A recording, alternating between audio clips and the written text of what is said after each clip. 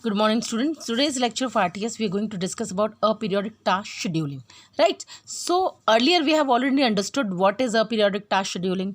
We have seen the example. What were those example? Radar system, lodging task, and distributed system. So this is something that we have already seen, right? And now today we are going to see what are the various types of assumption that we have to make in aperiodic task scheduling, right? So what we are seeing, what are the prior assumption that we have to take in case of periodic task scheduling, right? Let's start with the point 1. What could be the point 1? See, just like periodic tasks, aperiodic tasks are independent and schedule end of the periodic task. So the similarity, now in this case, in this point we are going to see the similarity in between periodic and aperiodic tasks. See, just like aperiodic tasks or just like periodic tasks, aperiodic tasks are independent, means all the jobs that are present in the task are independent of each other, right, and are scheduled end of the periodic task, right? So let's write it down. Like, so we are seeing, since we are seeing the similarity, right? Like periodic task, aperiodic task, right, are independent and scheduled end of periodic tasks, right? So we have seen the similarity in between aperiodic tasks and periodic tasks, that what are the similarity. This is something that we have seen, right? Now what we are going to see, the second thing we are going to see is second point. Now the second point that we are going to see is that, see, just we have seen the similarity. Now we are going to take something which is unique in a periodic task. What is that thing that is unique in the periodic task? The thing which is unique in the periodic task is that scheduling of a periodic task, we assume that there is one processor or uniprocessor system.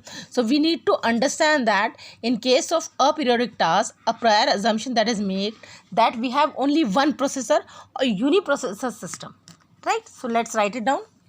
For the scheduling of a periodic task,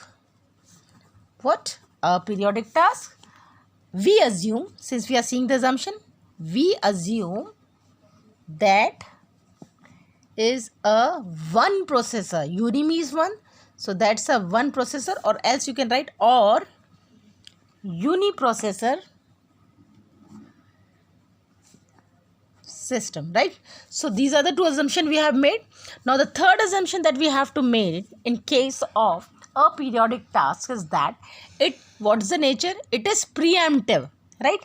So let's write it down. So since the system is preemptive, obviously all the jobs that is associated with that system will also be a preemptive, right? So you can write it down.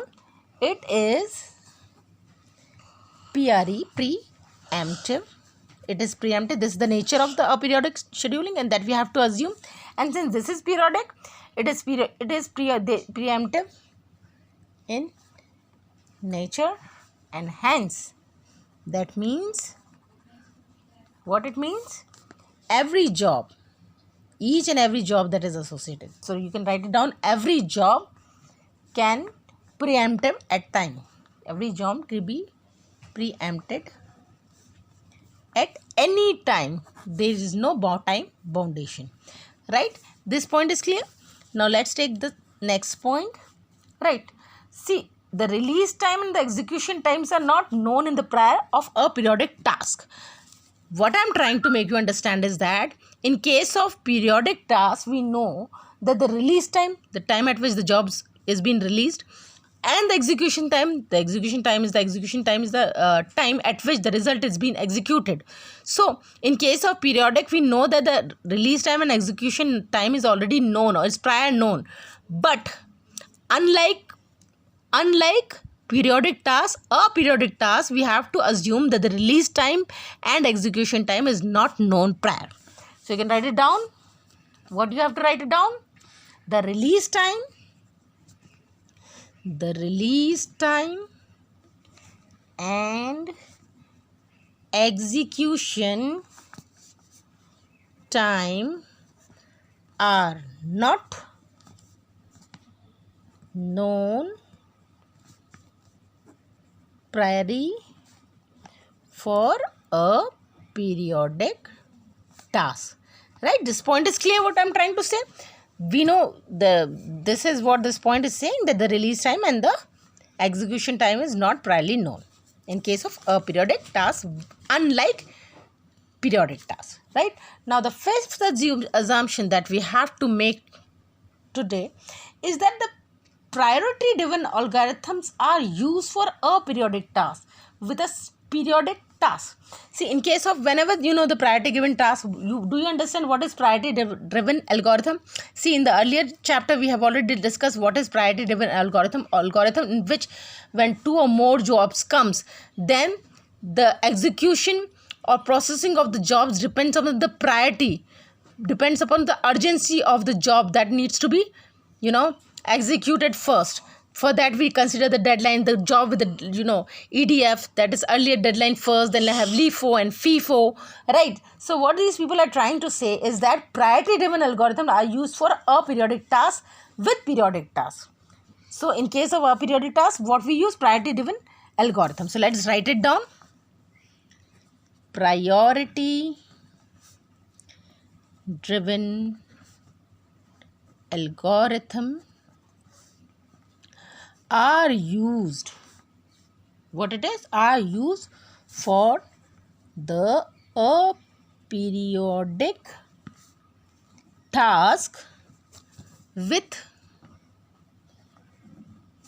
the periodic task, right? So along with the periodic task, we also use, in case of a periodic task, priority driven algorithm that we have already discussed in our prior lecture. What is priority driven algorithm and how many type of priority driven algorithms are there, right? So I need not to explain it again. Now let's see an example. The schedule selects the job on the head of the queue. So we'll see how the scheduler select the job from head of the queue. So this is something that we are going to understand through this diagram, right? So these are the various cells, right? This is periodic job. This is a periodic job, right? And now scheduler decides what it decide, whether it is periodic or periodic. Scheduler, then we have processor, right? So what it is? Scheduler select the job from head of the queue. How does the scheduler select which job it needs to be performed? From the head of the queue, right? This you can understand by this example. This is periodic, this is aperiodic. These are all attached to the scheduler, from where it decides which job needs to be executed or scheduled on the basis of there's different types of bases which is being executed, right? So let's write it down. Scheduler select job from the head of queue, right? These points are clear, right? So this is another important thing that you need to understand. What is that important thing? Let's turn the page first. See, you can write it down as a note that you need to understand. And see, what is the aim? Whenever we are talking about something, it must be having some aim, some motive behind it, right? So what is the aim of periodic scheduling? See, the aim of the periodic scheduling is to complete a periodic job as soon as possible, right? And that's true without causing periodic tasks to miss the deadline. So aperiodic jobs are always expected by the system. So what is the logic or what is the main motive of a periodic job? See, the aim of the aperiodic job is to complete a periodic job as soon as possible. See, we always need what we need. Less execution time, less processing time. So the priority of aperiodic scheduling is to finish the job as soon as possible, right? And that's to without causing periodic tasks to miss the deadline, and make sure that the deadline's not been missed. So you can say that the aperiodic jobs are always accepted by the system. So you can write it down. This is a note that you need to understand. It's for your understanding, right? You can say it. So the aim of aperiodic scheduling, the aim of aperiodic scheduling, what is the aim? Is to complete the aperiodic job as soon as possible. As soon as possible, and that's true without causing what? Periodic task to miss that deadline. Without causing periodic task to miss its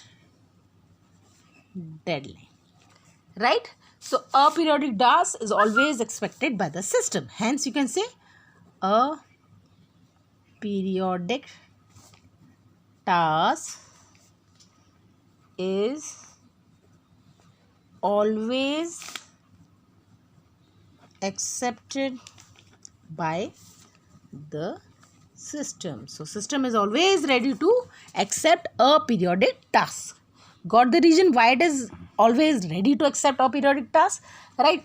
And aperiodic scheduling is perfect when it measures some criteria. Now how can we calculate whether this aperiodic system is perfect or not? There must be some parameters on the basis of which we check whether the aperiodic task is perfect or not. Every system or whenever we do some job, we have some parameters on the basis of which we check whether the system is perfect or not. Just like that, a periodic task must be having some criteria or some compulsions or some points on the basis of which we check whether it's perfect or not. You can say like that. So what are that? Correctness, valid schedule, and optimality. See, this is something that we are going to discuss tomorrow, and that's all for today. Thanks for watching this video, and if you have any question, feel free to ask me on group.